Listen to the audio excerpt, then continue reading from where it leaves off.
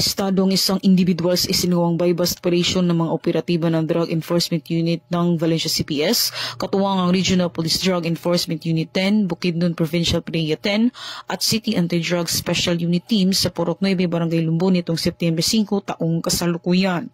Kinilalang suspect na si alias Chuji, lalaki, 34 taong gulang, may kinakasama presidente ng Purok 5, Barangay Magalungay, San Fernando, Bukidnon, na kumpiska mula sa suspect ang iligal na droga na nagkakahalaga ng humigit kumulang 65,280 pesos. Nasa kustodiya ng Valencia City Police Station ang suspect at maharap sa kasong paglabag sa RA 9165 o Comprehensive Dangerous Drugs Act of 2002.